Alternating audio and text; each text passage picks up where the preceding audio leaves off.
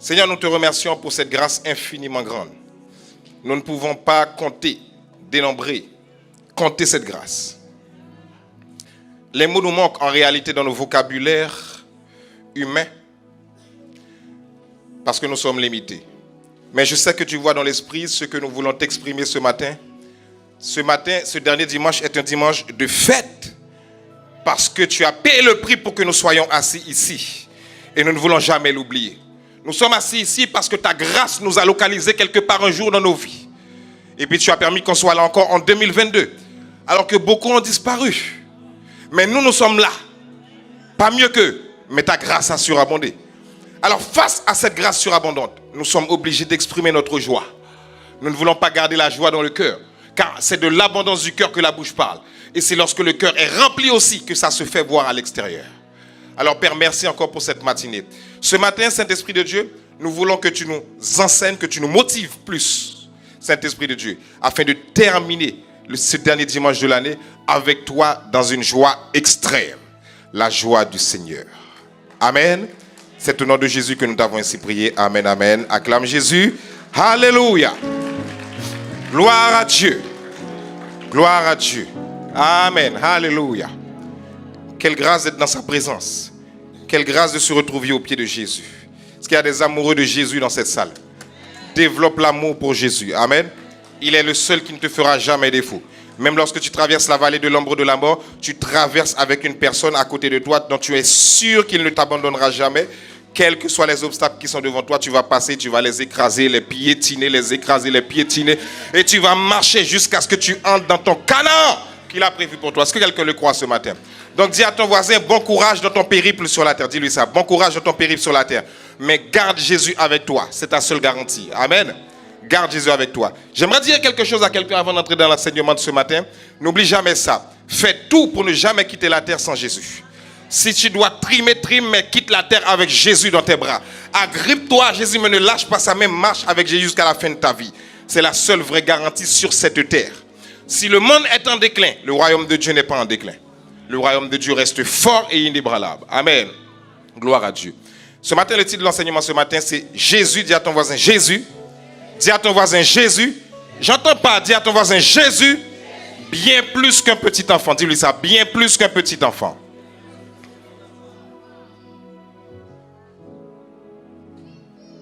Amen. Il n'est plus le petit enfant dans la crèche. Il n'est plus le petit enfant qui est né dans la mangeoire. Il n'est plus le petit enfant que Marie a porté pendant des mois.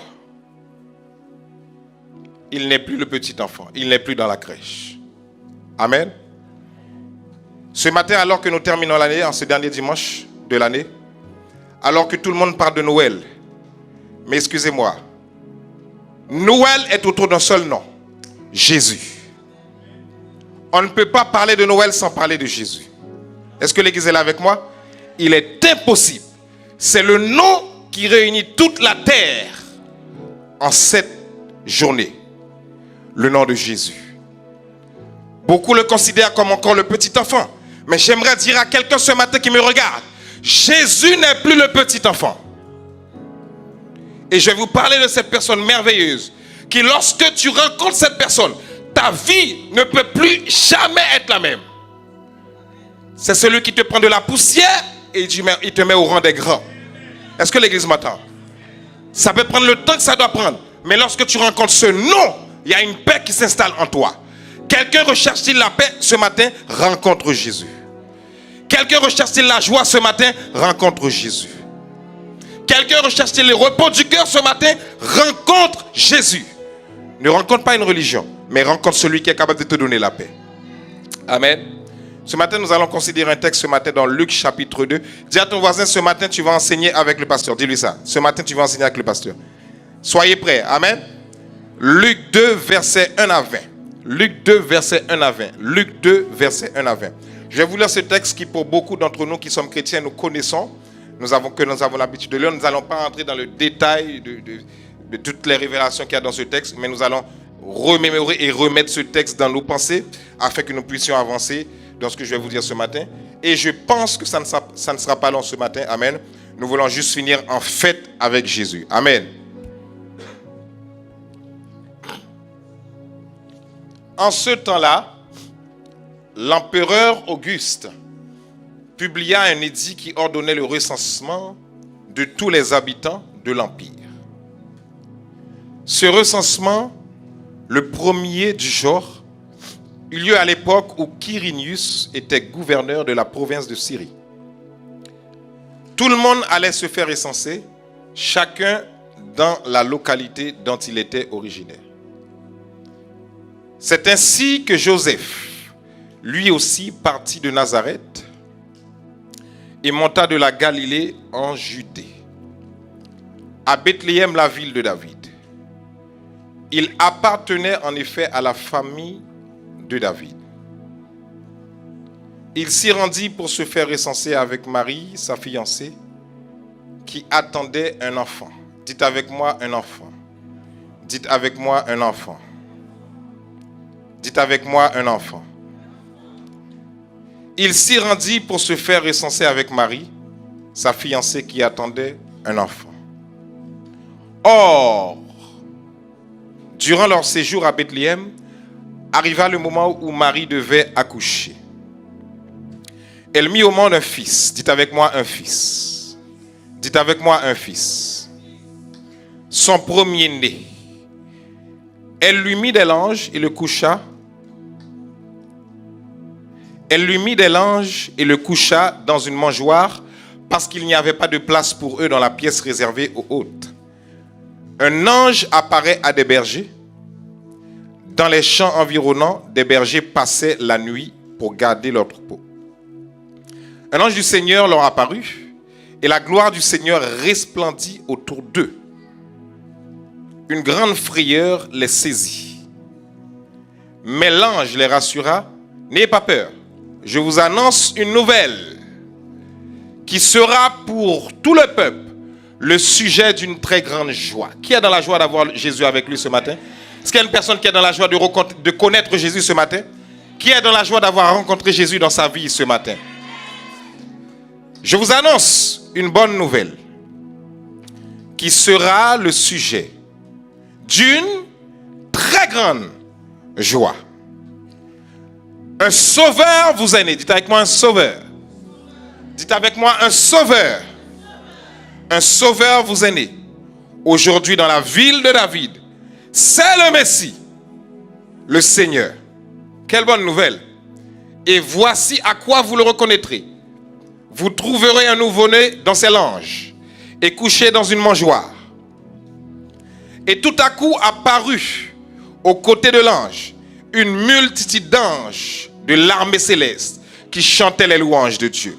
Dis à ton voisin, dans le ciel, il y a une armée qui combat pour toi. Dis-lui ça. Dis-lui ça, dans le ciel, il y a une armée qui combat pour toi. Et ils chantaient les louanges de Dieu. Gloire à Dieu au plus haut des cieux. Oh, est-ce que quelqu'un est dans la joie ce matin? Parce que l'enfant est né. Les anges chantaient. Gloire à Dieu au plus haut des cieux. Est-ce que quelqu'un peut lever ses mains en cet instant? L'enseignement sera spécial ce matin. J'aimerais que l'église soit en mouvement ce matin. Gloire à Dieu au plus haut des cieux. Est-ce qu'on peut le redire encore? Gloire à Dieu au plus haut des cieux. Est-ce qu'on peut faire mieux que ça, encore augmenter de volume? Gloire à Dieu au plus haut des cieux. Il s'agit de Jésus. Et paix sur la terre aux hommes qu'il aime. Les bergers vont à Bethléem. Quand les anges les eurent quittés pour retourner au ciel, les bergers se dirent l'un à l'autre. Allons donc jusqu'à Bethléem pour voir ce qui est arrivé. Ce que le Seigneur nous a fait connaître. Ils se dépêchèrent donc d'y aller et trouvèrent Marie et Joseph avec le nouveau-né couchés dans une mangeoire. Quand ils le virent, ils racontèrent ce qui leur avait été dit au sujet de cet enfant. Un sauveur nous est né. Un sauveur nous est né. Un sauveur nous est né. Tous ceux qui entendirent le récit des bergers en furent très étonnés.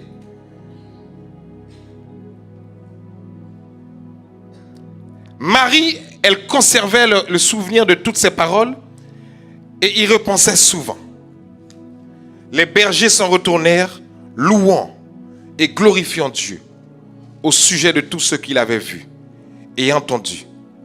C'est bien ce que l'ange leur avait annoncé. Un sauveur nous est né. Est-ce que l'Église entend ça ce matin?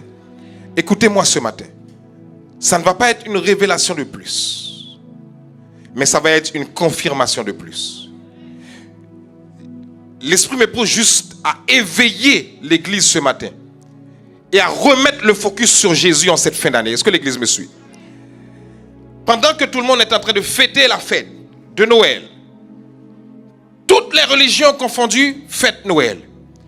Mais excusez-moi de vous dire, quelle que soit ta religion, toi qui m'entends, un seul nom est célébré ce matin, c'est le nom de Jésus. Est-ce que l'Église m'entend?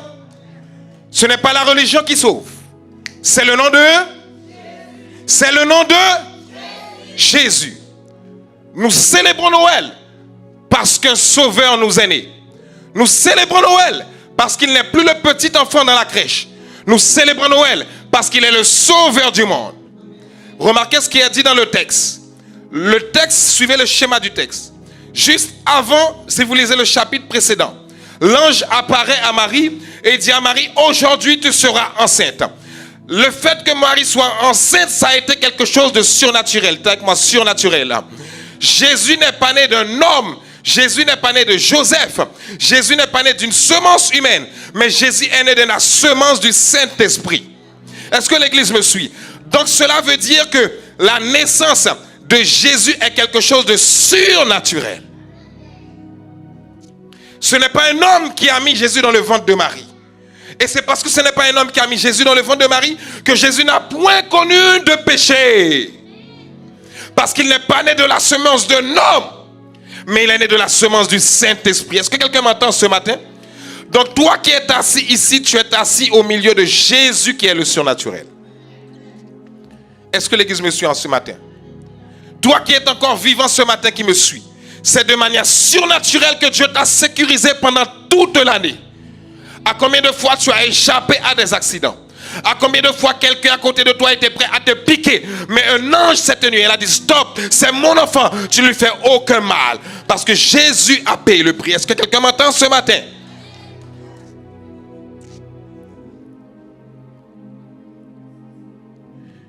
Et lorsque l'ange a fini d'annoncer à Marie que tu vas être enceinte, l'ange vient parler maintenant au berger et dit aujourd'hui, dans la ville de Bethléem, un sauveur nous est né.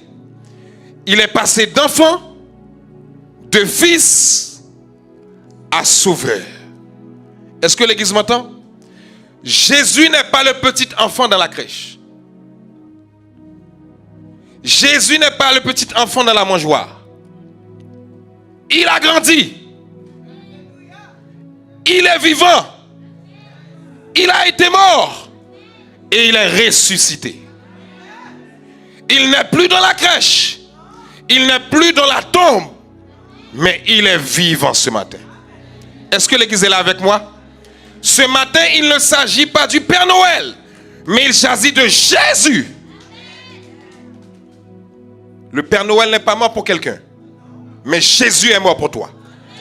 Est-ce que l'Église me suit? D'ailleurs, la célébration de Noël a une étroite coïncidence et un lien étroit avec la fête de la Pâque. Est-ce que l'Église me suit? Parce que si Jésus n'était pas né, nous n'aurions pas eu la Pâque. Et si Jésus n'était pas né, toi et moi, nous ne serions pas sauvés. Donc nous avons raison de célébrer Jésus ce matin. Parce qu'il est né, toi et moi, nous pouvons être sauvés. Est-ce que l'Église me suit ce matin? C'est parce qu'un sauveur nous est né. Le message est simple ce matin. Mais j'invite l'Église à mettre le focus sur Jésus. Est-ce que quelqu'un m'a entendu ce matin? Dis à ton voisin, ne te laisse pas distraire, le focus est sur Jésus. Dis-lui ça, dis-lui ça. Ne te laisse pas distraire, le focus est sur Jésus.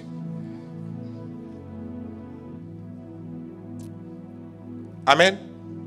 Ce n'est plus le petit enfant. Non. Il est celui qui est assis à la droite de son Père et qui règne éternellement. Est-ce que tout le monde m'entend? Maintenant, la question que je pose à quelqu'un qui m'écoute ce matin. Alors que nous célébrons tous, alors que nous fêtons tous, as-tu rencontré Jésus? Quelqu'un me suit? Est-ce que tu as rencontré ce Sauveur? Parce qu'il serait dommage pour nous de fêter et puis de ne pas nous retrouver avec Jésus dans le ciel. C'est en lien avec le message que notre Père spirituel nous a donné dimanche dernier. Maintenant, toi qui as Jésus dans ta vie, tu es un membre de ta famille qui ne connaît pas Jésus. Chaque année tu fêtes. Est-ce que tu t'es déjà approché de ce membre de famille et tu lui as parlé de Jésus? Quelqu'un m'entend ce matin? Quelqu'un m'a entendu ce matin? L'heure est tournée ce matin vers Jésus. Les secondes sont comptées. Les minutes sont comptées. Le diable a un agenda sur la terre. Est-ce que l'église me suit? Le diable a un agenda. Le focus doit être mis sur Jésus en cette fête de fin d'année. Le sauveur du monde. Amen. D'ailleurs, le texte nous parle de sauveur ce matin. Mais personne ne sait ni le jour, ni l'année où Jésus est né. Quelqu'un m'a entendu? C'est normal, parce qu'il a une naissance spéciale. C'est la naissance de Dieu qui s'est fait homme sur terre. Amen. C'est pourquoi malgré toutes les recherches et les fouilles, on n'arrive pas à mettre la main sur sa date de naissance. Parce qu'il n'est pas né de Joseph. Il est né du Saint-Esprit.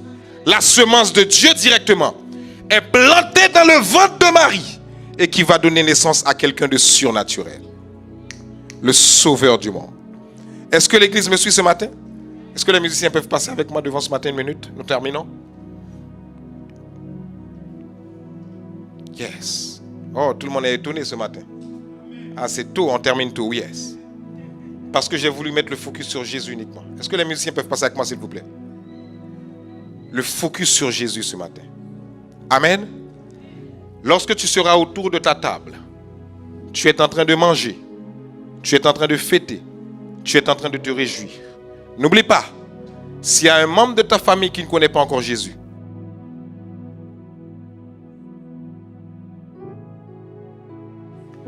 est-ce que l'église m'entend? Dis-lui, j'ai rencontré un merveilleux sauveur. Est-ce que l'église m'entend? Veux-tu rencontrer ce sauveur? Parce qu'il ne faudrait pas que tu sois triste et que tu pleures lorsque tu seras dans le ciel et que lui, il ne sera pas avec toi. Parce que l'occasion t'a été présentée en ce jour. Un sauveur nous est né. Et à cause de la naissance de sauveur, c'est pour ça que toi et moi, nous sommes sauvés. Ce n'est pas n'importe quel enfant, hein? C'est un sauveur. La naissance de Jésus n'a pas été comme ma naissance et ta naissance. C'est la naissance d'un sauveur. C'est pourquoi lorsqu'il est arrivé, lorsqu'il est né, une étoile s'est mise à briller. Et c'est cette étoile qui a conduit les bergers jusqu'au petit enfant. Amen. Noël, c'est la fête de la lumière. Toutes les maisons sont lumineuses. Mais la lumière ce matin, c'est Jésus. Ah, est-ce que l'église m'entend? Si tu es dans les ténèbres et que tu veux la lumière, malgré tout le décorum qui est à l'extérieur, personne ne peut briller comme Jésus brille. Aucune lumière ne peut briller comme Jésus brille. Est-ce que quelqu'un m'entend ce matin? Noël, c'est la fête, c'est le moment où toutes les lumières sortent, où tout brille. Vous descendez sur les Champs-Élysées, la plus belle avenue au monde, dans ce monde terrestre, parce qu'au ciel, c'est beaucoup plus beau. Vous descendez sur cette avenue, vous voyez des lumières et des lumières.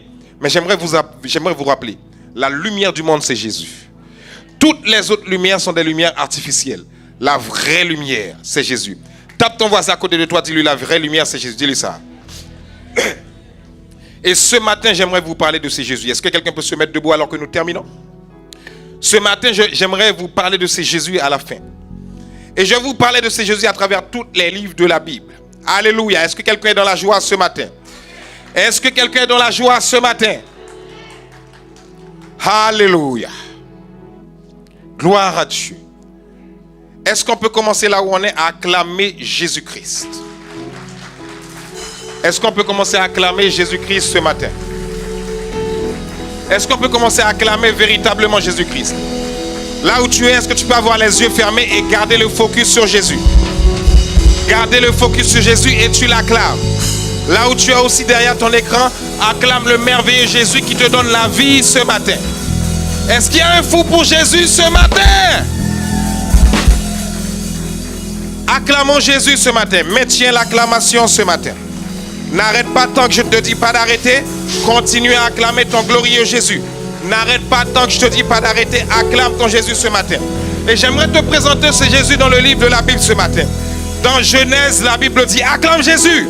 Dans Genèse, la Bible dit qu'il est le créateur de toutes choses. Dans Exode, il est le feu qui conduit jour et nuit.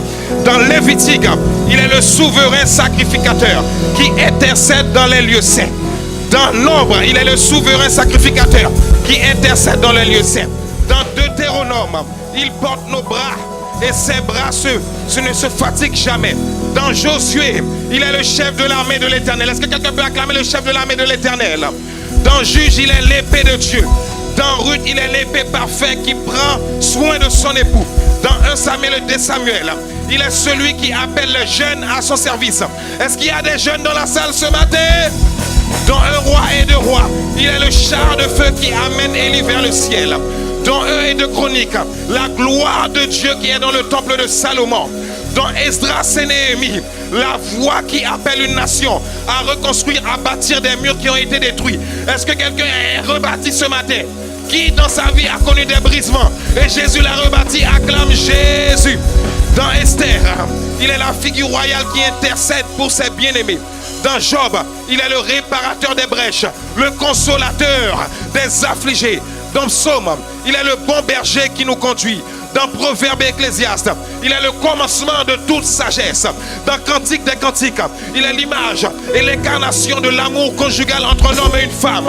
Dans Ésaïe, il est l'agneau immolé pour nos transgressions.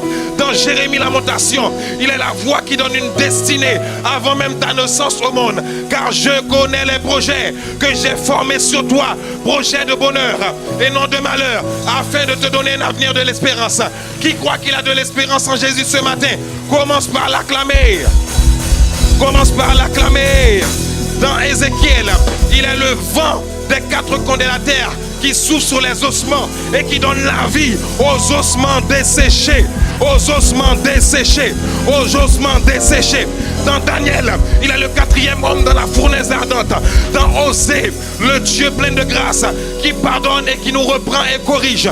Dans Joël, Amos, Jonas, Abdias, Michée, Naoum, Habakkuk, Sophonie, Agé, Zacharie, Malachi, il est la voix qui inspire ses serviteurs les prophètes. Il est la voix qui inspire ses serviteurs les prophètes. Dans Matthieu, il est le nouveau-né, mais aussi le lion de la tribu de Juda. Dans Marc, il est celui qui guérit les aveugles, les sourds et les lépreux. Dans Luc, il est le grand médecin, le Christ sur la croix et le Seigneur ressuscité. Le Seigneur ressuscité. Dans Jean, Dieu fait chair parmi nous. Dans Actes, il déverse son esprit, l'Esprit Saint et sa puissance sur les nouveaux croyants. Dans Romains, il libère de toute condamnation. Qui est libéré de la condamnation ce matin? Dans 1 Corinthiens, 2 Corinthiens, Galates, Éphésiens, Philippiens, Colossiens, Thessaloniciens, il est la plénitude de la vie abondante qu'il offre à chacun de ses enfants. Il est la plénitude de la vie abondante qu'il offre à chacun de ses enfants. Dans 1 et 2 Timothée, dans Tite, Philémon, il est l'appel et la passion des jeunes qui se consacrent à une vie de service pour Dieu. Y a-t-il des jeunes ce matin qui veulent se consacrer à une vie de service pour Dieu? Dans Hébreu, il est Jésus-Christ, celui qui est le même hier, aujourd'hui, éternellement. Est-ce qu'on peut acclamer Jésus? Est-ce qu'on peut acclamer Jésus? Dans Jacques et dans 1 de Pierre, il est la puissance triomphante de l'univers. Dans 1 de 3 Jean, il est l'amour. Dans 1 de 3 Jean, il est l'amour. Dans 1, 2, 3 Jean, il est l'amour. Est-ce qu'on peut ovationner pour Jésus? Dans Jude, le Seigneur venant avec ses 10 000 saints. Dans Apocalypse, est-ce qu'on peut acclamer Jésus ce matin? Est-ce qu'on peut acclamer Jésus et pousser des cris de joie? Dans Apocalypse, il est le commencement et la fin, le premier et le dernier, l'alpha et l'oméga, le commencement et la fin, le premier et le dernier, l'alpha et l'oméga. Il est le roi des rois, il est le Seigneur des seigneurs. Il est assis à la droite de son Père. Il règne éternellement. Est-ce qu'on peut fêter pour Jésus? Est-ce qu'on peut fêter pour Jésus? Il règne éternellement. Il n'est plus dans la crèche. Il n'est plus dans la crèche. Mais il est vivant. Est-ce qu'on peut sauter pour Jésus? Est-ce qu'on peut sauter pour le roi de gloire? Il règne. Yes.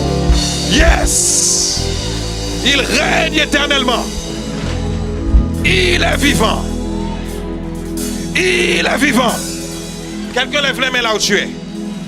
Lève les mains là où tu es. Dis, il est vivant. Dis, il est vivant. Je te parle de Jésus ce matin. Je te parle du Sauveur du monde ce matin. Je te parle de celui qui est venu, qui est né et qui va donner sa vie plus tard pour toi. Il est vivant.